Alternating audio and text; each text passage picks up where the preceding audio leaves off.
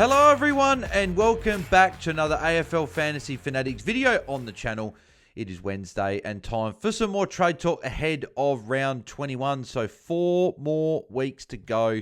We only have 8 more trades left. So time to get those underperformers that we've been wanting to get ahead of our teams for a long time. Namely for me, like someone like Caleb Daniel. So hopefully we'll be able to get rid of these guys. Upgrade if you've got maybe a McCarthy or one final rookie on field. Try and getting them off.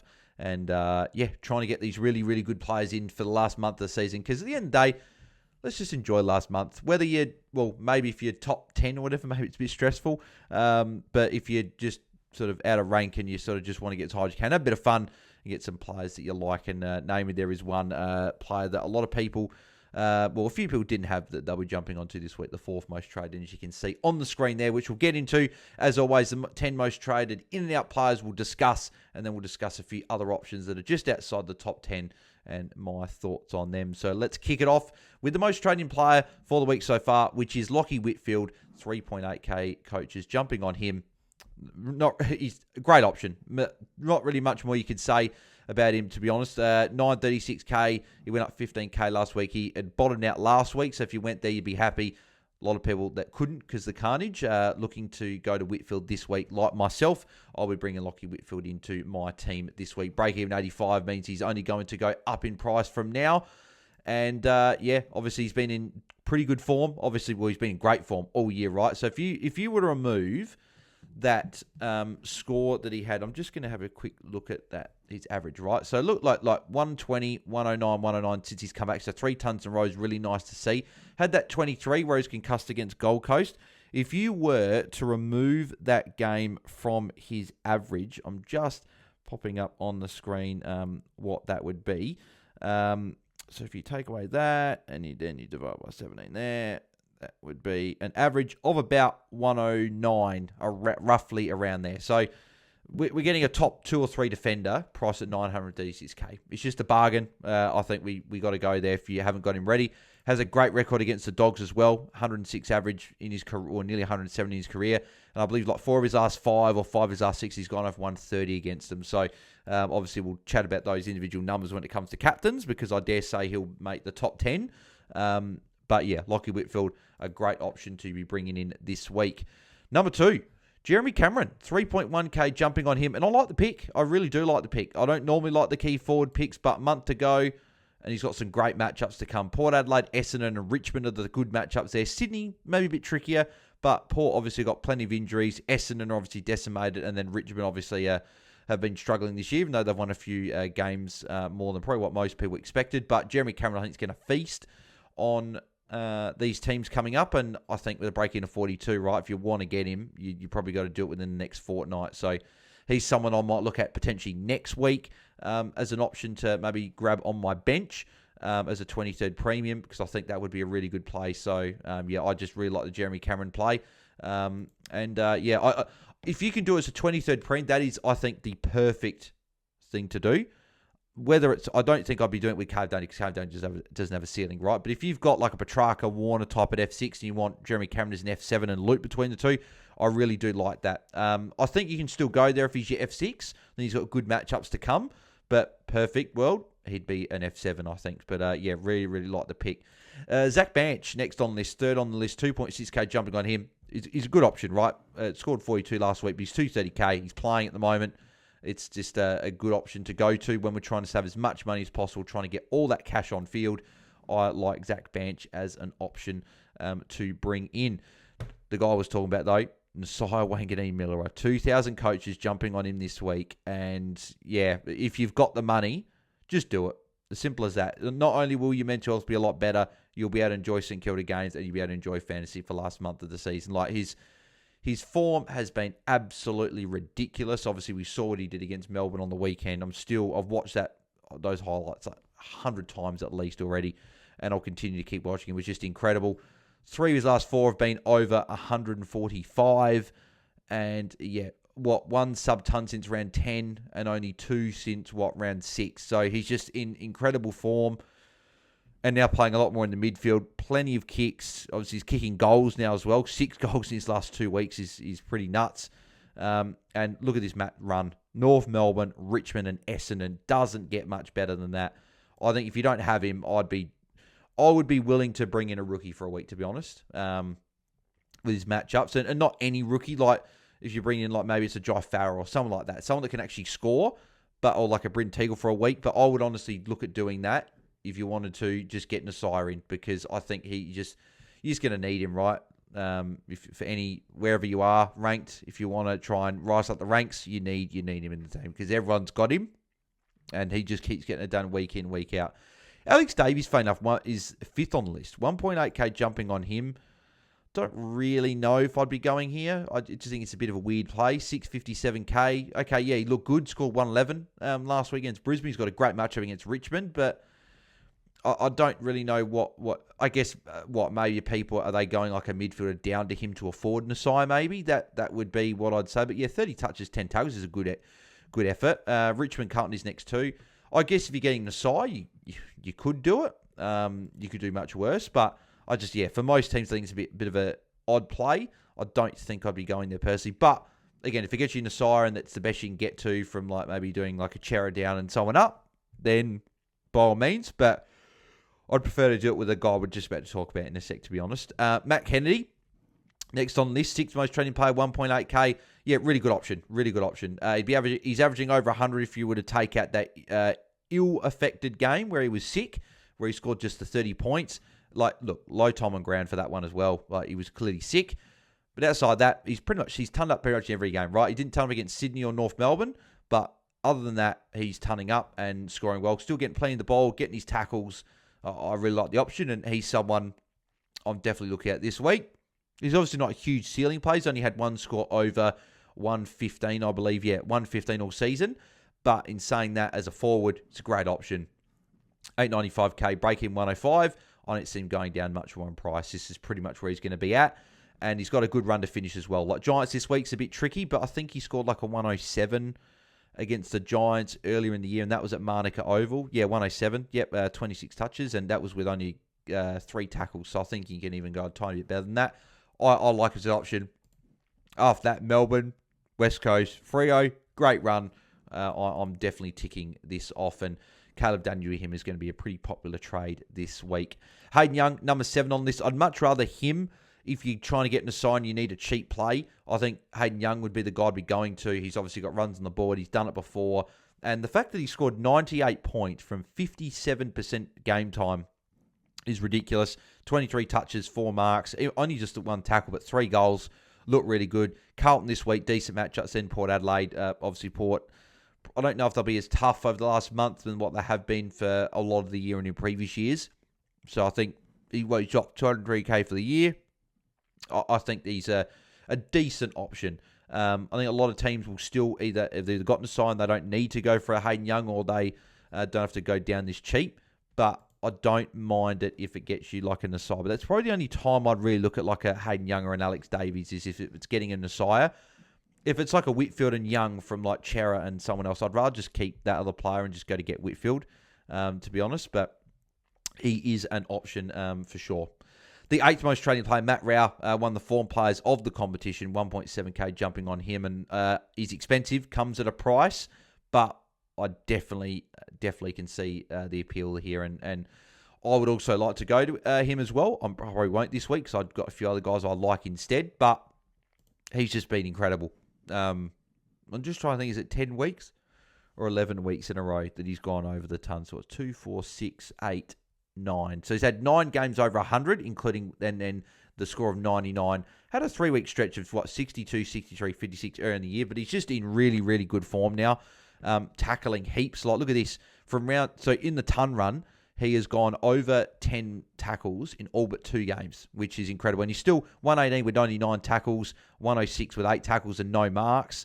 Obviously, he's not going to be marking the ball a huge amount, right? Like, he's had plenty of games where he's had 0 marks. He had 5 marks against Melbourne. That was a season high. Then he had 4 last week, which is equal with the St Kilda game for nearly a season high. But yeah, Richmond Carlton next 2.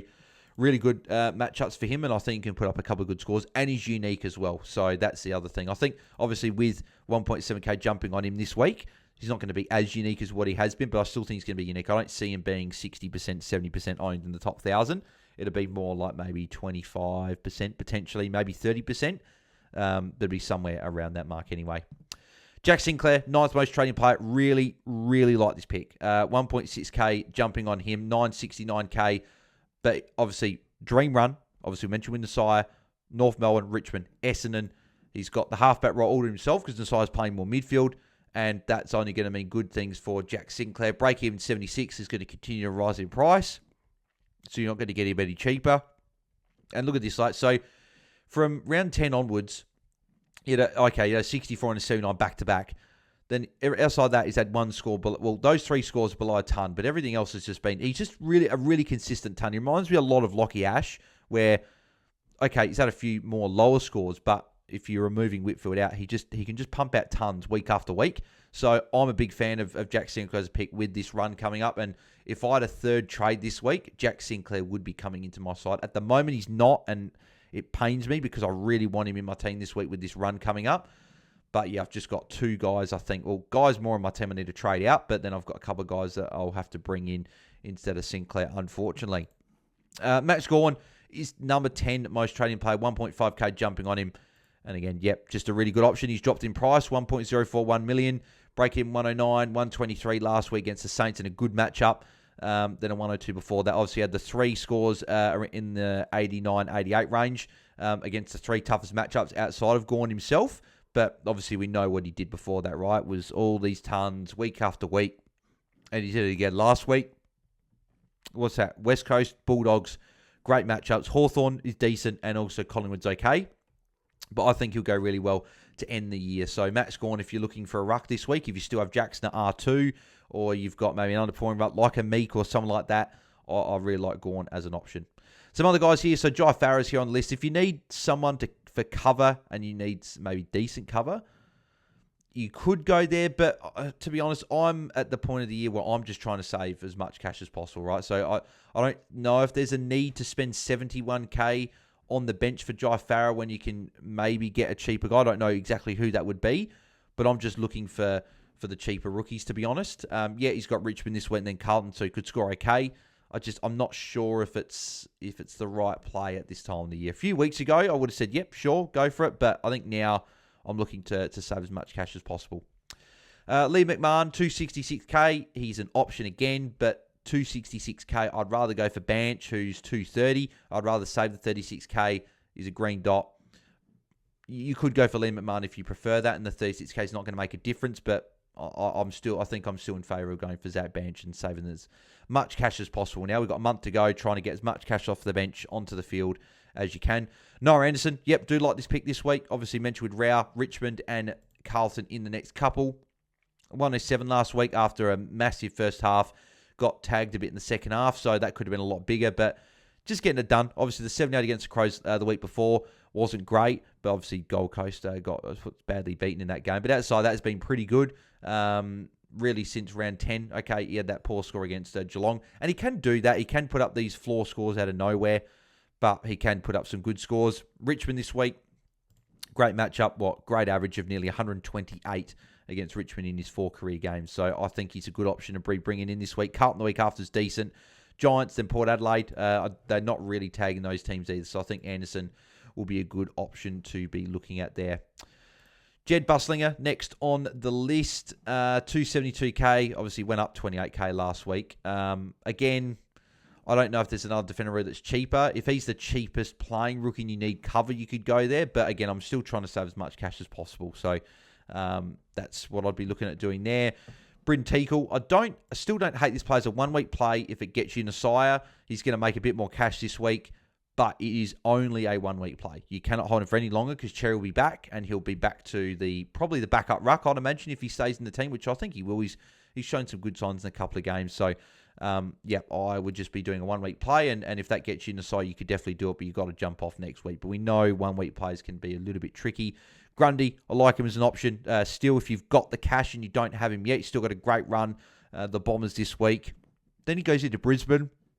That's his one sort of tougher game to end the year, but then Geelong and West Coast to end off the year. Really, really good matchups there. And I don't really think the Brisbane matchup's going to phase him, to be honest. Like, he scored 95 against them earlier when he wasn't in this type of form. But like we've seen the form Even since round 5, he had the back-to-back poor games in round 7 and 8. But outside of that, has just got it done. But really, since round 8, just ton after ton, all over 110. 8 of his last 9 over 120. Just getting it done week after week. And a really, really good option if you don't have him and you're looking for a ruck. Probably depends. Gorn, and then a Marshall who's not even on this list, which I'm actually surprised. Where is he? Ron Marshall. Is he not being brought in by many people? Wow, okay, that's really interesting. Ron Marshall. Or did I skip over him? Surely not. 276. Jeez.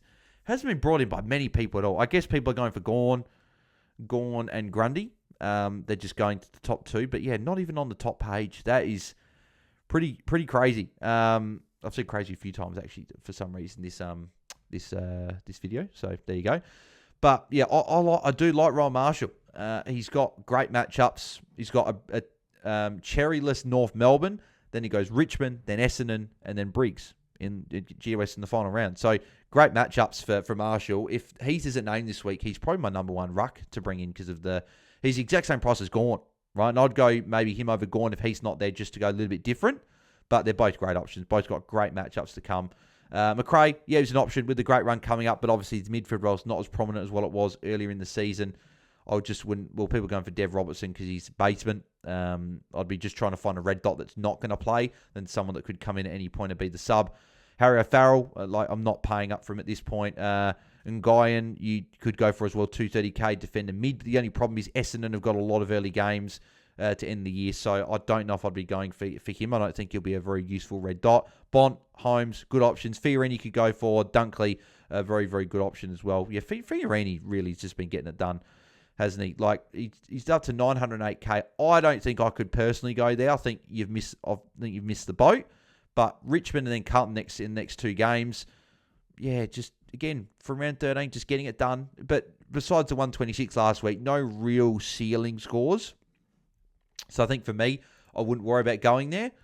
But if you want to have a bit of fun, I guess Fiorini could be a fun pick. So you could go there. But I do like the other guys around, like the Dunkleys and Holmes and Bont that were there as well. All really good options if you haven't got any of those guys. Let's move over to the most traded out players now. And no surprise, a few of the guys top list. Caleb Daniel, most traded out player, 3.4k. I think it is a time to go. And decision could be made for us. I wouldn't be shocked if he got dropped. North Melbourne stuck by him all year, but there's obviously a lot of talk about him and his play. I just do wonder if he does get dropped this week. He's done well for us this year in fantasy, made a lot of money. His scores just haven't been there, though, since earlier in the season, right? He hasn't turned up since round 3, and they've just been middling scores. Okay, he got the back-to-back 90s there and some good matchups, but let's not forget, a lot of these touches are kick-ins, right? And he's getting 70s and 60s with kick-ins, and a lot of kick-ins. So I think he's got to go. If he's named, Saints is a decent matchup.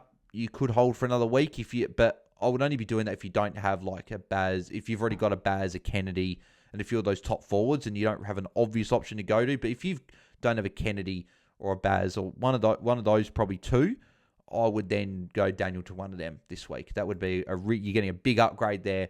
I think, yeah, Daniel to Kennedy's probably giving you 15 plus points, maybe 20 points a week, because I think Kenny's more close to the 100, 105 average, whereas Caleb Daniel's just a 75, 80 sort of average. And F6, that's not awful, but you want to try and upgrade that and get those points and access to maybe some ceiling scores, because he hasn't done it since round 3.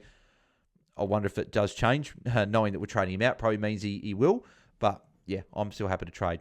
Obviously, Doc retired last week, so shout out again to the legend that is Sam Doherty. But if you do have him in your team, you'll have to trade because he's not going to be playing for the remainder of the year. And unfortunately, we won't see him again unless he comes out of retirement place for another team. Which part of me does hope. I'd like to see him in another team and so we get some more Doc action, but I don't think that will happen.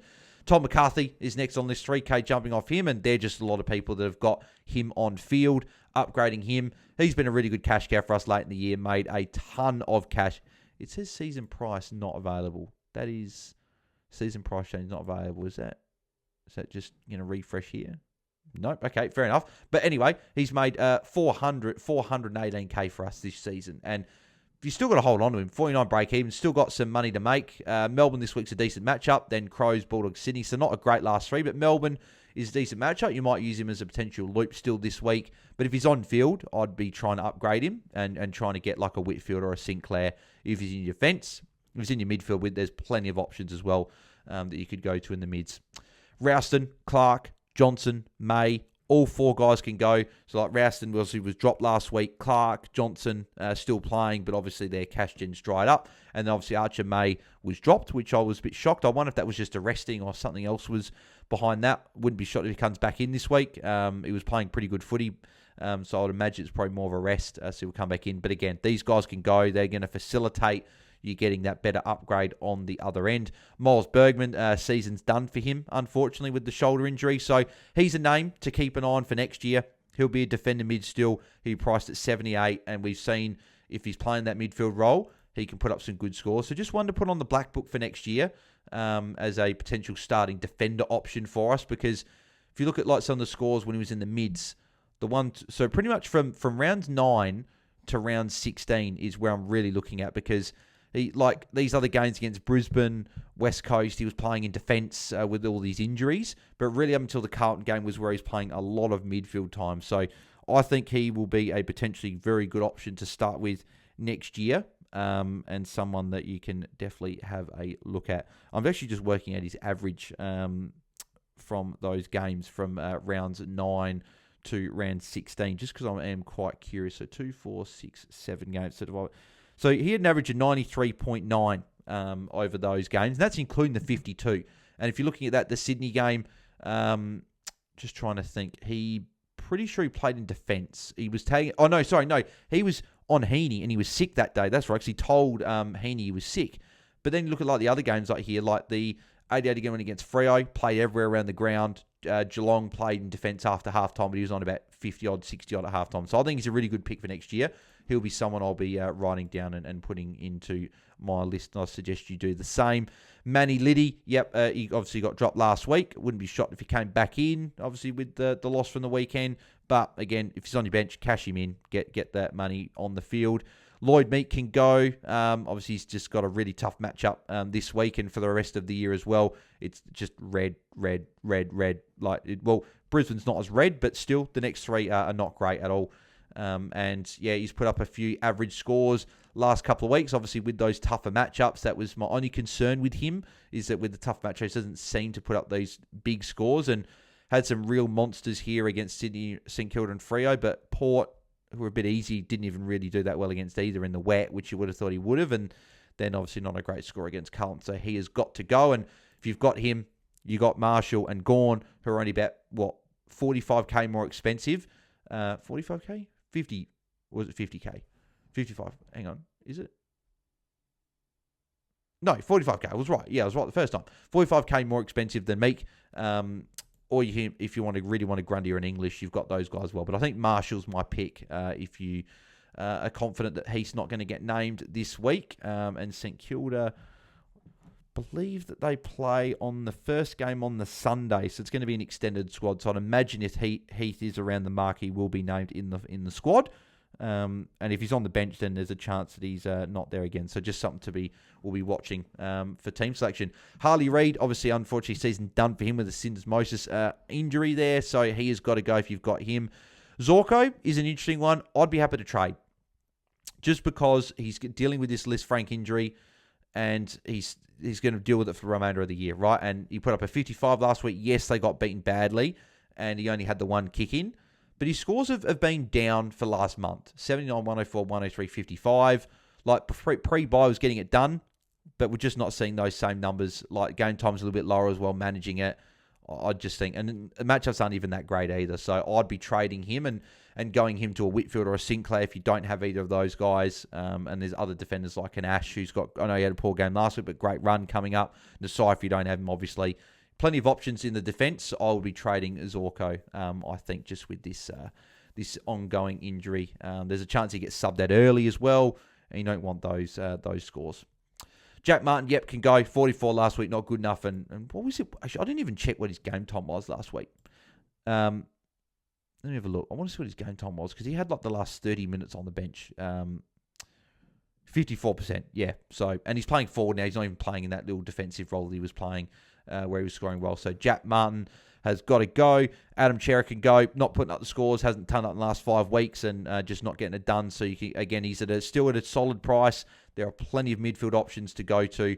I think there are a lot of good options there. He's been a great pick for us, right? So he's 888k now, but he was up at near $1 million. I don't know if he quite cracked the $1 million mark, but he was at a really top price at around 15, but 5 scores in a row, pretty average, and 2 of them were 90s. The other 3 have been pretty poor. So, yeah, I think for me, he's just got to go. I don't really want any Carlton players in my team. I just don't trust really any of them at the moment with the way they're going. Rankin can go. The role's obviously just not there at the moment. Tyroo can go. Cash him out. Kyle Lohman's out for a fair bit. Flanders you could keep if he's got richer matchup. If he's your worst player, you can upgrade him. And Connor Rozee, I'm probably happy to hold. He still scored a 95 in the wet in a smashing with a sore hand, right? Or a broken hand, I should say. And he still played pretty well. Still scored 95, and game time was massive. It's huge. It was like, 95% game time. And yeah, I think watching him at the game, I thought he looked pretty good. With the 95 there. The marks weren't there because of the weather. But if the marks are there, even the tackles aren't there, I think he's still going to get to decent scores. And, yep, I would still be in favour of holding personally. But if you want to trade, it is an option for sure. Because then you're getting rid of that potential injury risk out of your team. You got Sinclair, you got Whitfield, as I mentioned. Plenty of good defender options to look at this week. So he can go, but I'd be preferring to hold him personally. My top 5 targets of the week ahead of round 21. So I've got Lockie Whitfield at number 1. Number 1 option this week and number 1 most trade-in player. Value, tick. Matchups and fixtures, tick. Form, tick. He ticks all the boxes. Simple as that. So Lockie Whitfield is my number 1 option. Jack Sinclair, my number 2 option. The matchups are great. The siren in the midfield is just meaning all the free ball for him. And I would have him at number 2. Matt Kenny would be my number 3 option if you don't have him as the forward upgrade from like Caleb Daniel. He's at a cheap price. He's under 900k for a guy that's been essentially averaging 100 for the year as a forward. I think it's a great option, so I would have him at number 3. At number 4, providing that Max Heath isn't named, I got Ryan Marshall at number 4 if you're looking for a ruck, because the matchups are amazing for the rest of the year, and if Heath isn't named, I think he could go bananas and be one of the top averaging players for the rest of the season. If Heath is named, I wouldn't be trading him in. I still think if you've got him, I think he can put up solid scores with the easier matchups, might kick some goals. But if he's solo ruck, which I probably think he will, St Kilda won the game on the weekend, obviously, and there's no reason to bring Heath in when they are up against Bryn Teague on the ruck. They just leave Marshall as the number 1 ruck, I would imagine. But if he's named, then I'd probably put Matt Scorn as my number 4, just because of the value that he presents. And number 5, who am I going to go number 5? There are so many good options that you could go for. I'm probably going to go, I might go Matt Rao, I might go Matt Rao at number 5 with the richer matchup this week than Carlton. The form's been brilliant. I haven't included Nasai in my top 5 because if you don't have him, he's my number 1. Just get him in your team, right? He would be number 1. I'm just going for more the sort of broader, most people have got him. If you don't have Nasai, get him in. Just simple as that. He would be like the number 1 pick you need. But in terms of order, Whitfield, Sinclair, Kennedy, Marshall, then /Gorn, and then Matt Rao running at the top 5. They would be my 5 that I like. And I also really do like Jeremy Cameron as an option as well. He'd probably be number 6 with these good matchups to come. In terms of my trades for this week at this stage, so I'll be trading out of Zach Merritt with the tag coming up. So not many people trading him out this week, but I will be with the James Jordan tag that I predict coming up. And then he's also got some difficult matchups. So is there an Essendon player here? Yeah, so like their matchups to come, I don't love. And I know that people will say, but are they really going to tag Essendon and everything like that? But Sydney will. Sydney tag everyone. They tag no matter what. Like they tagged McKercher in that game as well. And it's just the obvious tag in terms of Zach Merritt there. Geelong could be an O'Connor or Mullen, potentially then Winhager, then into a Hewitt or whoever's there. I don't think he's going to necessarily get a tag against St Kilda. Winnie hasn't been doing tags besides Cozzy. And then Carlton haven't really been tagging either, and it's still a decent matchups. But just with the lack of, I guess, ceiling in the team for Essendon at the moment, just with all the injuries, that's why I think I'm trading out of Barrett.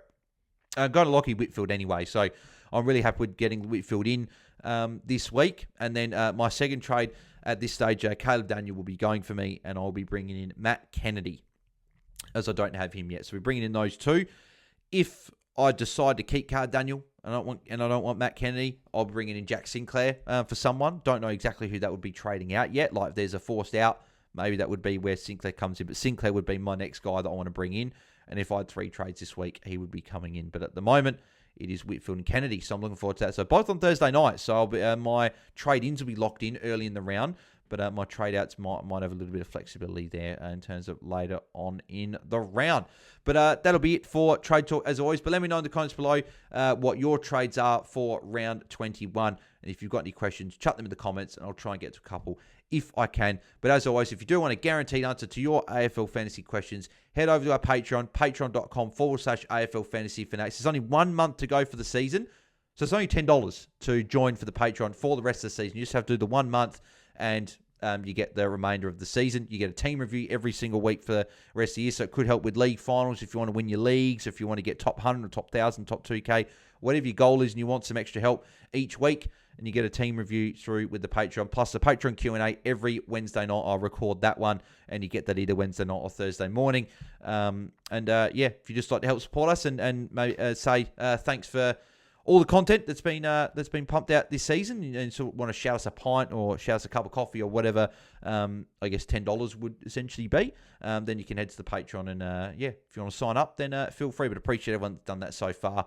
Yeah, if you haven't checked already, yesterday we had our first AFLW Fantasy pod for the 2025 season, so me and Tom are going over just some first thoughts and the popular players and our thoughts on them. Team reveals will be next week as well, and then we're only 2 weeks away from tomorrow from the season starting, so really looking forward to that. That'll be really good fun having men's fantasy and the AFLW fantasy sort of for I think it's round 24 that the AFLW starts as along with the men's for last week. So looking forward to that kicking off there. And if you haven't registered, AFLW fantasy.afl, go sign up. It's really good fun. Yeah, get involved. It is a whole lot of fun. But yeah, that'll do us for today. Make sure you do smash a big thumbs up on the video. It takes a couple of seconds of your time, but it helps us out a real heap on the channel. And if you haven't subscribed already, make sure you do smash the subscribe button. Well, you don't have to smash it. Just click the subscribe button. I don't know why I said smash. But anyway, click the subscribe button and jump in. We're trying to reach 5K subscribers. We passed 4,100, so now we're on to 4,200. So little mini sort of milestones there, but 5K is our next big goal. So if you can subscribe and help us reach that goal, that would be fantastic. I'll be back later on tonight, I assume, with Tom once again to do our Game Day Squad preview show ahead of round 21. And then I'll be back tomorrow for captains. No watch long on Thursday night. I'm out for dinner on Thursday night. But we'll be, and then actually, no, Friday night, I'll be also at the Crows game. So the watch long will be on Saturday. So just the one watch long this weekend will be on the Saturday night at this stage. So yeah, should be good fun, that one. I believe that's the Brisbane Collingwood game. So it will be a really, really good game to watch that one. So looking forward to that. So anyway, thanks everyone for tuning in. And good luck with your trades this week. And we'll chat to you guys in the next episode. So thanks everyone. Have a good night. See ya.